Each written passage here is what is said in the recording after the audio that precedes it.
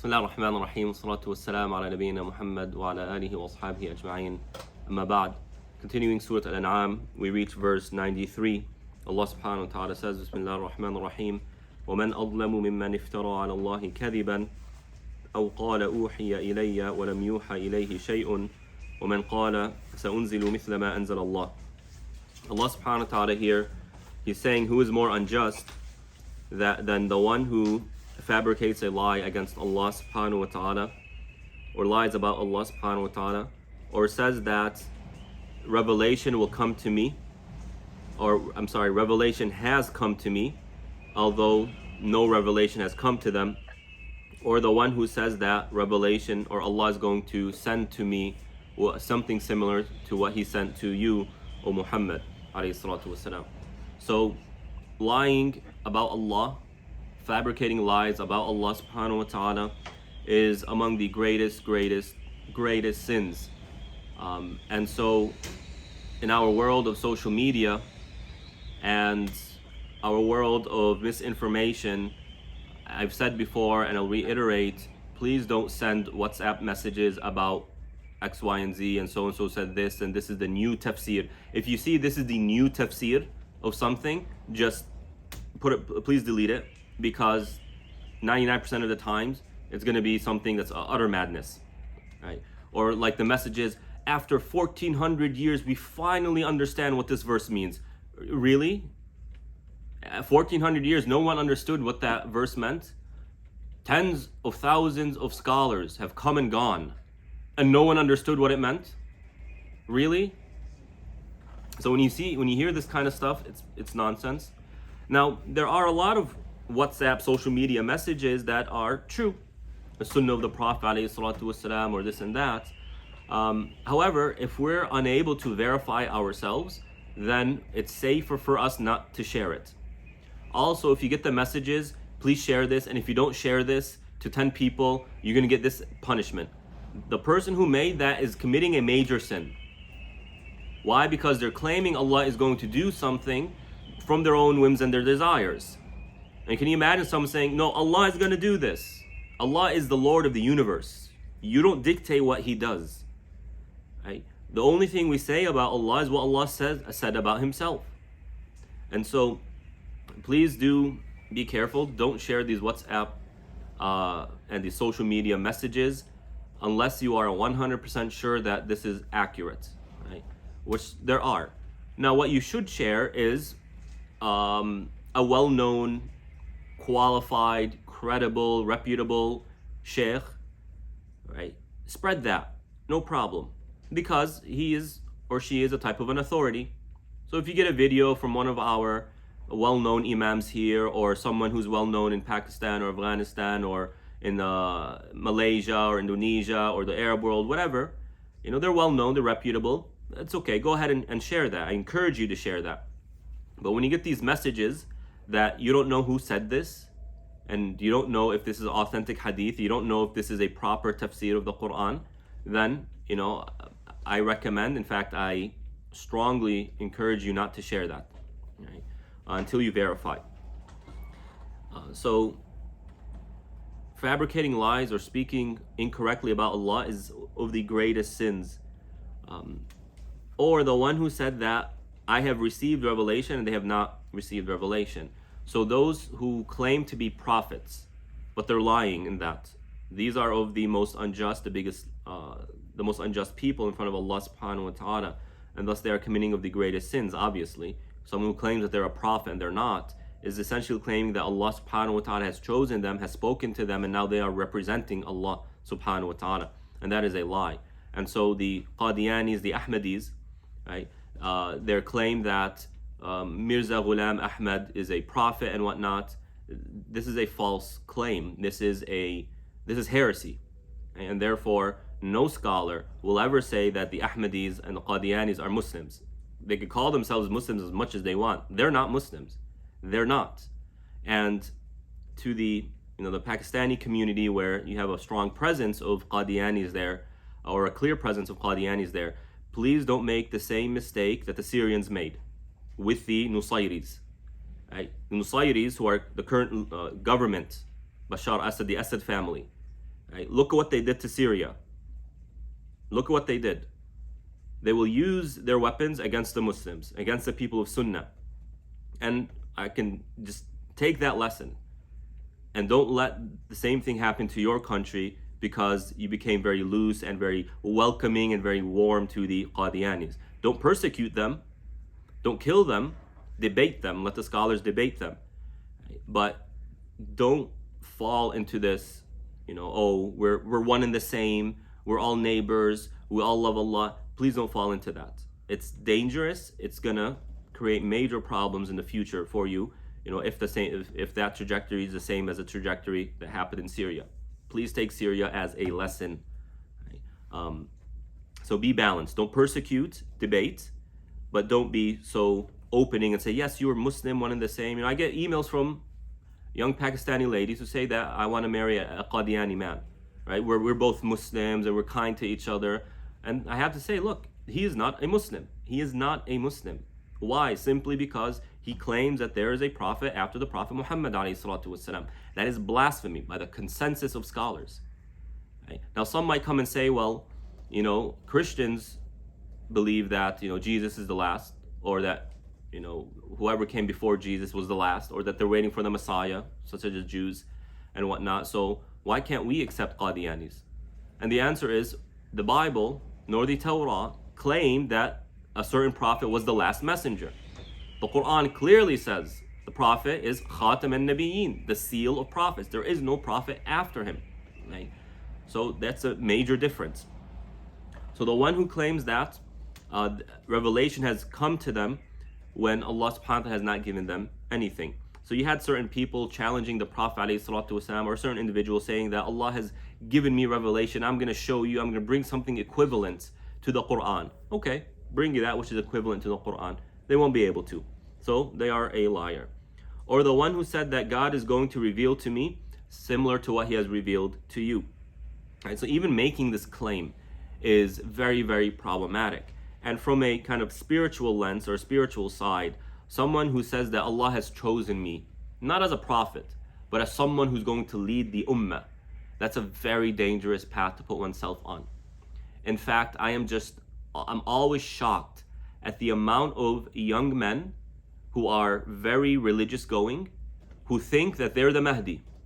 You have YouTube channels of the Imam Mahdi. Just YouTube Imam Mahdi. And you'll find people who have channels who think that they're the Mahdi. Oh, Allah is going to choose me and it's gonna happen.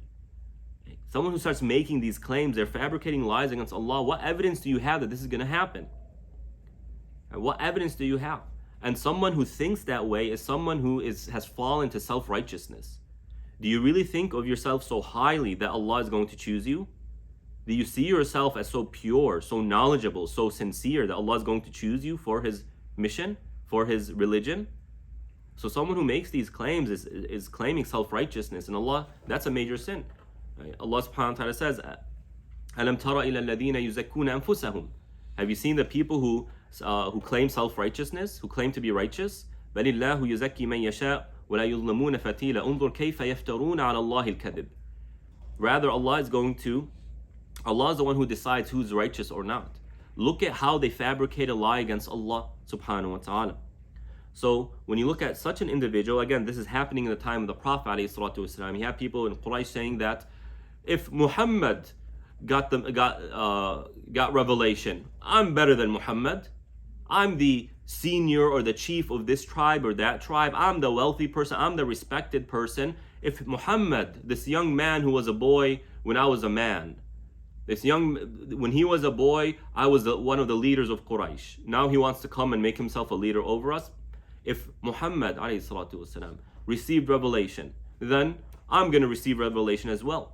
This is the problem here. This is arrogance, this is self-righteousness. And so Allah subhanahu wa ta'ala is saying that mentality in of itself is very problematic. But someone who takes that mentality and converts it into an actual speech, and they actually claim this now, that is one of the most unjust people. Why? All three of these are fabricating lies against Allah subhanahu wa ta'ala. Claiming self-righteousness is a lie against Allah. Claiming that one has received revelation or that they are chosen is a lie against Allah subhanahu wa ta'ala. And of course, the one who literally makes a lie against Allah is a liar against Allah subhanahu wa ta'ala.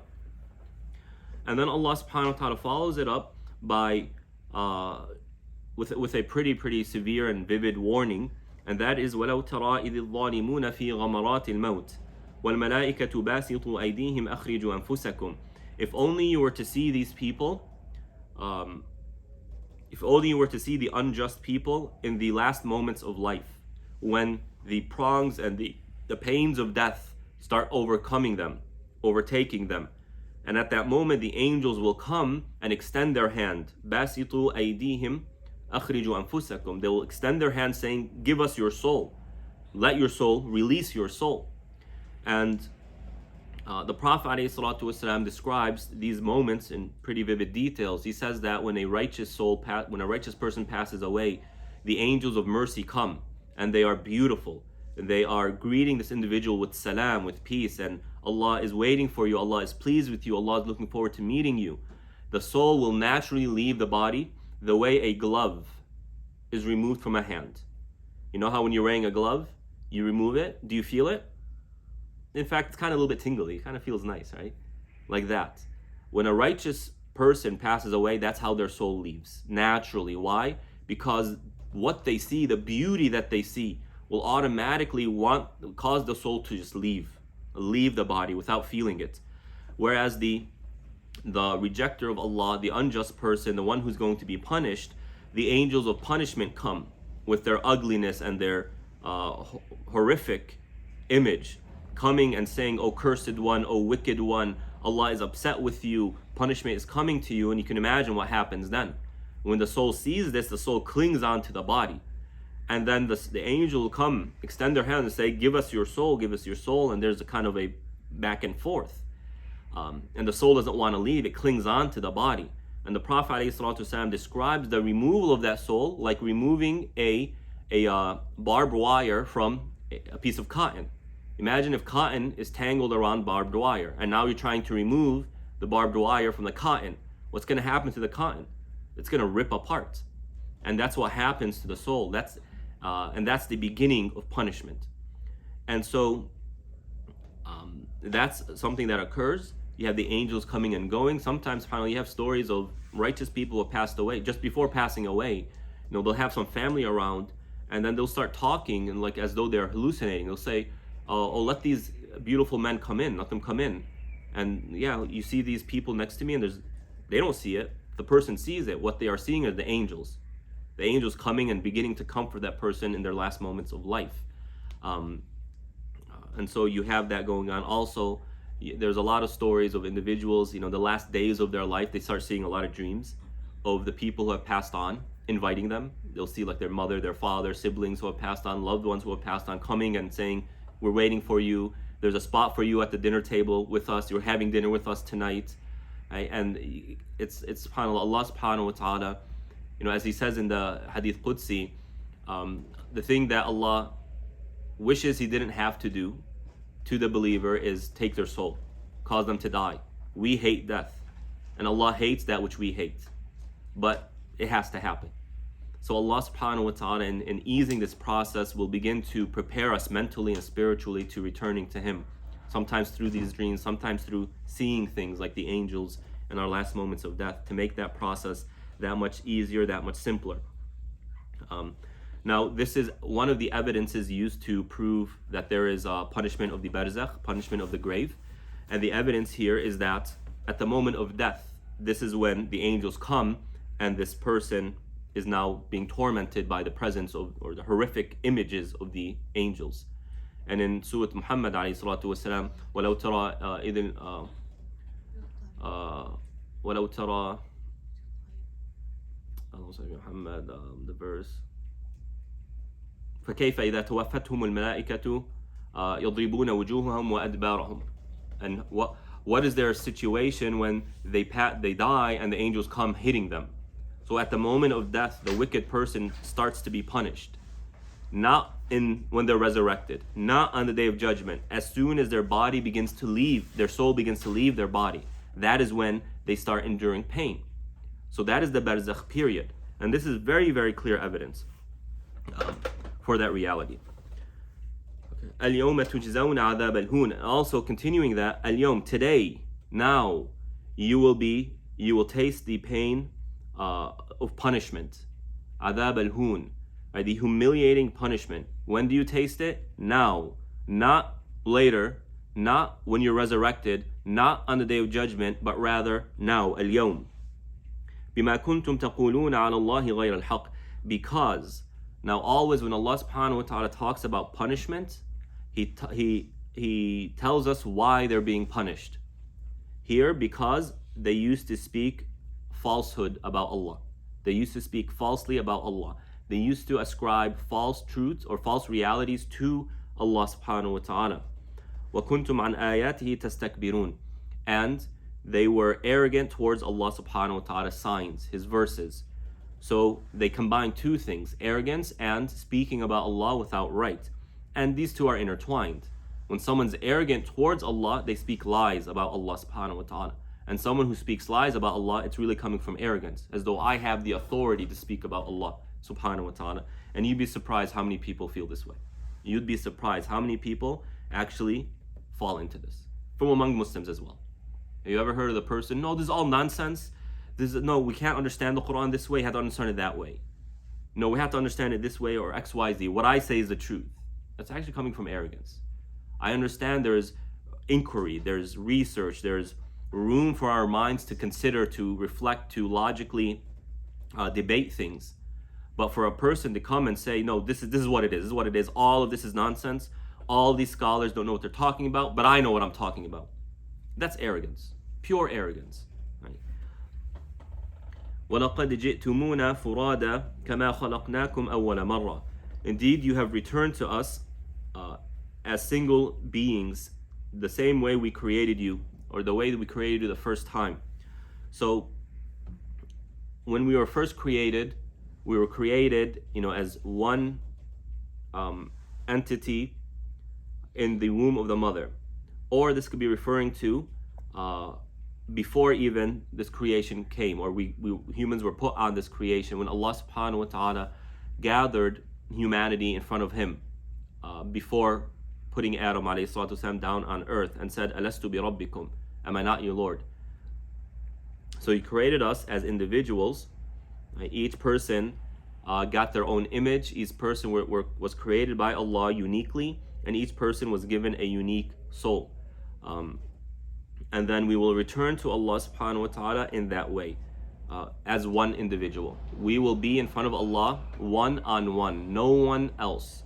Another way of understanding this is we will return to Allah alone in an image that is the same as when we were first born. In other words, when we were first born from our mothers, we were born naked, with certain physical features and whatnot. We will return to Allah subhanahu wa ta'ala the same way, without clothes, and in those, I'm trying not to use the word here, but we will have those physical features that we were born with. So we will return to Allah the same way we began this life, not as infants, but as adults, but unclothed and as though we were being recreated once again. وَتَرَكْتُم مَا خَوَّلْنَاكُمْ وَرَاءَ ظُهُورِكُمْ. And you have left behind you that which you used to enjoy, that which we gave you to enjoy. All your money, all your homes, all your friends, all your businesses, all your cars, all the reputation, all the things that you built, all the things that you are attached to, all the things that you are connected to, all the things that you used to look to for benefit, for appeasement, for satisfaction, all the things that you used to use to protect yourself. You have left all of it behind. All of it. And you come back to Allah with nothing. Absolutely nothing. And we fight over this world. Humans fight over this world. Fight over money. Fight over businesses. It's all battles. There might not be wars going on left and right the way it used to go on, where there's always some sort of front, a military front. But when you look at the business world, it's day in, day out wars. As one billionaire says, what it means to be, in the business world is that Every day, 24/7, there's someone there trying to kick your butt. Someone there trying to put you out of business 24/7. And these companies take over each other. They fight each other. They put lawsuits against each other. All of it, this is the military front, so to speak. This is where the war is today in the corporate world. Over what? Money. And governments will kill people for the sake of money. They will oppress people for the sake of money, for the sake of power, whatever it is. All of that we fight over. And when you look at this, we understand why. Well, money, power, all this stuff makes sense. But as soon as we take ourselves out of this existence that we are in right now, this universe that we are in, and we put ourselves in these moments on the day of judgment, where money is absolutely worthless, we will look at money the way we look at rocks today. You have rocks maybe on your lawn, you have a little bit of design, you step on it. No one looks to rocks and say, oh, this is, mashallah, so much money here. You might even take it and throw it. We might take that rock and use it as paperweight, to use it to put some weight on something so it doesn't blow away. It's that worthless. That's what money will become. That's what our homes will become. That's what all of our possessions will become, our diamond rings, our cars, all of it. That's how we will look at it. It's worthless. Because on that day, it has no meaning. And if we can just take some time to really think about that, take some money, put it in your hand, take a few $100 bills, and then think of yourself on the day of judgment. What will that really be? It's meaningless. It has no value. And the more we do that, the more we exit this competition over the world, and we enter the competition over the afterlife. We enter the race for the afterlife, for Allah subhanahu wa ta'ala's love, for His pleasure, for the Firdaus al-A'la, the highest levels of paradise. Now what becomes meaningful to us is that which will be meaningful in the afterlife. That which we pursue isn't the homes in this world, but rather to pray 12 sunan a day so that Allah builds us a home in paradise each time. We look to charity, we do dhikr because that is our landscape in the afterlife. Every time we say a form of dhikr, Allah plants for us a plant or a tree in our gardens. The angels are constantly working to build our places in paradise, to beautify it, to plant the trees, to plant the crops, to build the homes. But the currency over there is our dhikr. The more dhikr we do, the more money, so to speak, they have, and the more they work. Just like construction companies here. When someone wants to build a building, the construction crew works so long as you're paying them. If you stop paying them, they stop working. Similarly, the angels. They're constantly building your place in paradise so long as you are sending them the currency, the dhikr, reward, good deeds, and they'll continue to build, and build. And so, very, very important in our times where people are killing themselves for this world. People they just want to live a worldly life. They want a big home. They want the cars. They want the pleasure. They want to just spend their time in entertainment and self-gratification. And this is going to become very, very violent. This could become very violent in the future when it becomes personal. It becomes an actual front for war. And so we exit from this race, from this world, by considering that reality. Seeing money as really valueless. Why? Well, because when I stand in front of Allah subhanahu wa ta'ala, it is meaningless. It's meaningless. And so, one last analogy, imagine if money kind of glowed in this life. It glowed because it's functioning, it's working. As soon as you exit from this universe, that glow is gone. It's done. It's no longer glowing. It has no life. It has no force. And so Allah is reminding us, all that you enjoyed, you left it behind your backs. وَمَا نَرَى مَعَكُمْ شُفَعَاءَكُمُ الَّذِينَ زَعَمْتُمْ أَنَّهُمْ فِيكُمْ شُرَكَاء. And we don't see with you those who used to claim are interceders between you and Allah subhanahu wa ta'ala. All those who worship besides Allah. All those who said, oh Ali, he will save me in front of Allah. Or oh Muhammad, he will save me in front of Allah. Or oh Abdul Qadir Jilani, he will save me in front of Allah. Where are they? None. You, Allah, that's it. No one. That's the relationship Allah wanted with you in this life. The healthier you make it, the healthier it's going to be in the afterlife. But the more you put between you and Allah, the more difficult it's going to be on the Day of Judgment. And we don't have to wait for the Day of Judgment to feel how this feels. You know that relative that you used to have a relationship with and then time kind of got between you and you no longer talk that much? If you were to think, right now I'm going to call this person, it's not a good feeling. It's like, oh my God, how many things do I have to make an excuse for, and all this and that, all this baggage between us? How am I going to do that? Well, that's a case of someone who has put someone or something between them and Allah, an interceder, and they worship them besides Allah, and they gave them divine features. It's not going to go well. And so our tawheed is removing, it's ikhlas. Tawheed is ikhlas. And ikhlas means to remove until nothing is left except that one thing. It's pure, it's that thing. And that is what our relationship with Allah is, removing anything and everything besides Him. That is tawheed. لَقَدْ تَقَطَّعَ بَيْنَكُمْ وَضَلَّ عَنْكُمْ مَا كُنْتُمْ تَزْعُمُونَ. And then Allah, He says, those connections, those relationships, all of them have been cut off. They've been cut. And that which you used to claim has left you. So those who used to worship Muhammad ﷺ, those who used to worship Isa ﷺ, Abdul Qadir Jilani, Ali radiallahu ta'ala, any of them, on the Day of Judgment, when they are asked, did you tell these people to worship you besides me? They're going to say, we have nothing to do with them. And Allah documents this about Isa ﷺ on the Day of Judgment. He says in the end of the 5th chapter, the only thing I told them to do is worship you alone. Allah is my Lord and your Lord. And I made sure that was the clear message so long as I was between them. But when you lifted me, you were now the observer. You see all. Right? And you know all. And the same thing, Ali radiallahu ta'ala will say the same thing. The Prophet ﷺ told Ali radiallahu ta'ala, you will be the first person called in front of the ummah.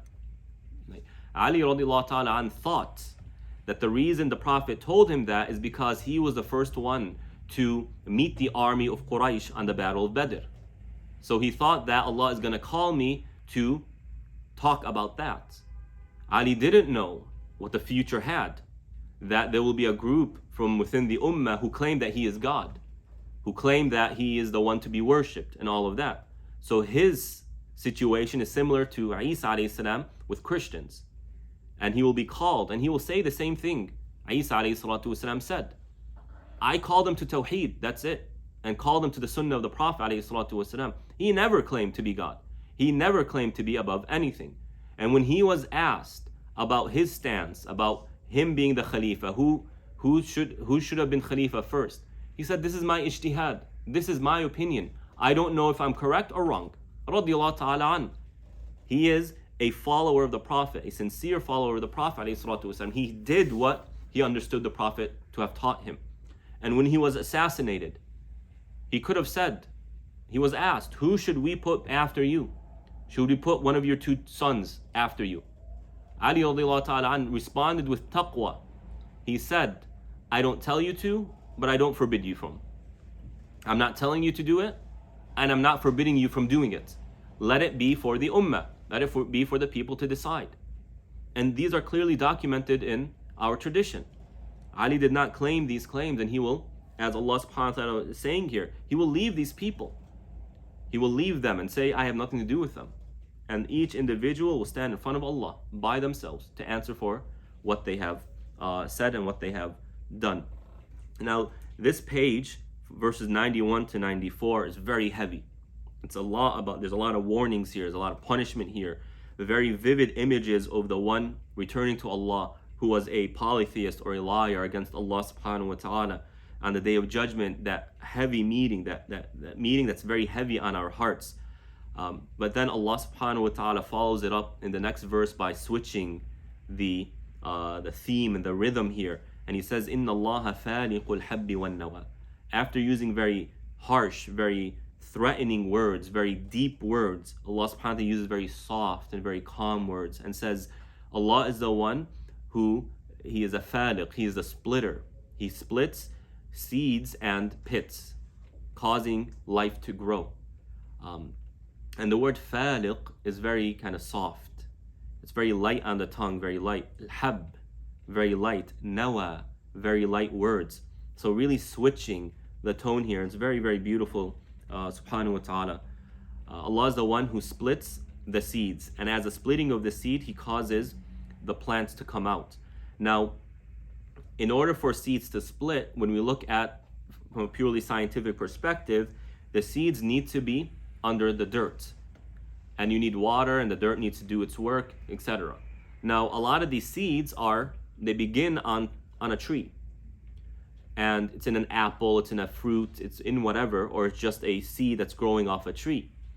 So that seed needs to fall off the tree and enter the dirt. And there are a few ways Allah causes that to happen. Now, Allah here is saying that He is the one who's causing all of this to happen. Now, how do these seeds fall off the tree and make its way into the ground? Well, sometimes it's the wind, like we have today. Sometimes it's the wind that comes, and when a fruit is very ripe, it softens. It's the connection it has to the tree softens and becomes very easy to pick.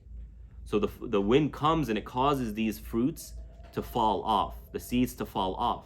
And then when it falls off, it makes its way on the ground.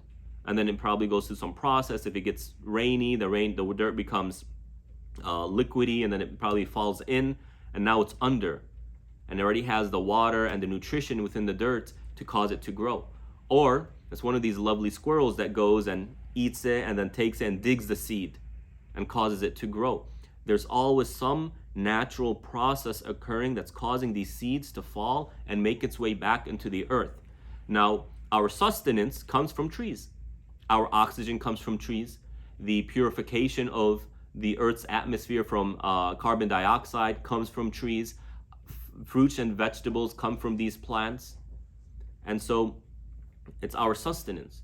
And every time a plant is grown, it doesn't just produce one fruit or one vegetable. It produces multiple. An apple tree starts off as one seed. But when it grows, how many apples does it produce a season?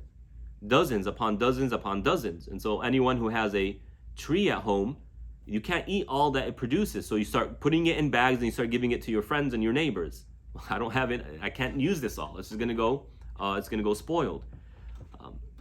So Allah is causing all of this to happen. Now, something very beautiful. Think of this. In order for a plant to grow, its roots need to dig in the dirt. Now take your finger and start digging. How far can you get your finger in the dirt? So with your finger, just push. How far can it go? Not very far. But these small, very fragile, thin roots just make its way. And it always goes down. And the plant always goes up. A farmer, a planter, someone who's doing some gardening, they don't think, okay, I have to put the seed in this particular position so it goes up. It automatically finds its way up. And the roots automatically find its way down. We just kind of throw it in and cover it, and the rest is on Allah subhanahu wa ta'ala.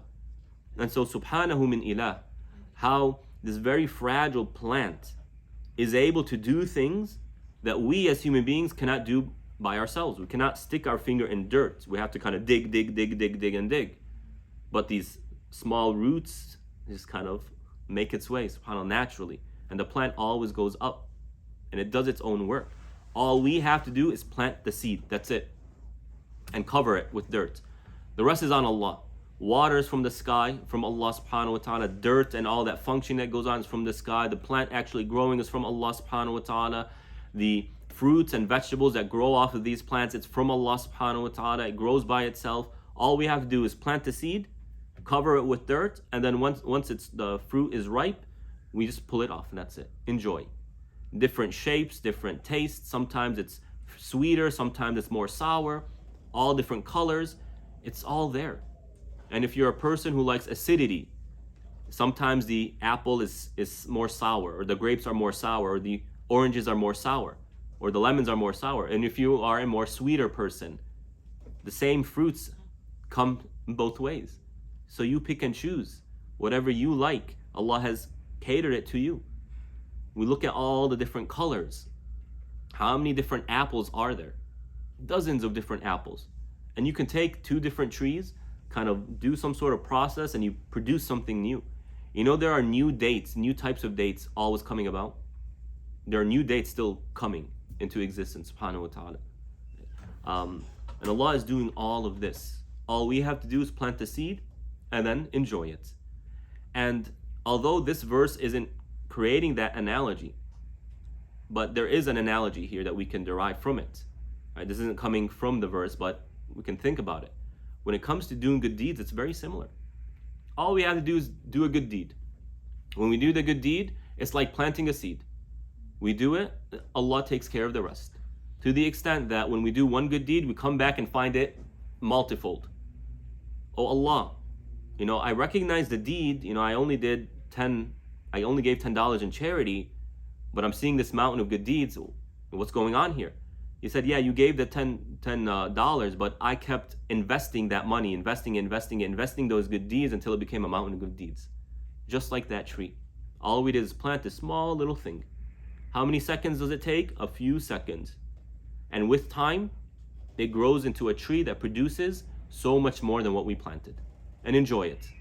Different colors, the scent, and subhanAllah, just look at it. The tree gives us an amount of joy, just looking at the tree. The scent gives us joy.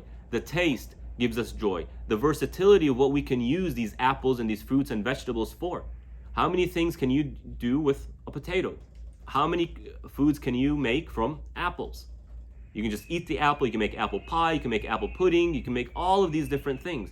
Your taste, what you enjoy. Allah is saying He is doing all of this. He is the one who causes all of this to happen. Now, Imam al-Junayd, rahimahullah ta'ala, says something so beautiful. He says, just contemplate how much Allah cares about the human being. That one simple thing that we enjoy brings about so many pleasures to us. That Allah created in us all of these different desires, these different things that feed our joy, that feed our love. And then doing one simple thing like eating an apple is not just you're enjoying the taste of an apple. You're enjoying so many things before you taste that apple. You look at the tree, you pick it off. Just picking an apple from a tree is you get some joy out of it. Looking at the tree, when the wind blows on that tree and the leaves, it makes that beautiful sound, very relaxing, very calming. We all aspire, when we see these homes that have a nice garden in the backyard, oh, I wish I had that. You just go and sit down next to these things. Or we go in nature and enjoy it. All of these things, we're enjoying it. Well, isn't Allah the one who created us with the means to enjoy these things and then created things so that we enjoy it? He created us that way and created the things that appease that joy. What is that saying about what Allah wants for us? What we are to Allah subhanahu wa ta'ala? Is that not enough to learn and to learn to love Allah subhanahu wa ta'ala? Of course it is. We'll go ahead and stop here and we'll complete that verse, inshallah. Go back to that verse next time. Sallallahu ala nabiyyina Muhammad wa ala alihi wa ashabihi ajma'in. Wassalamu alaikum wa rahmatullah.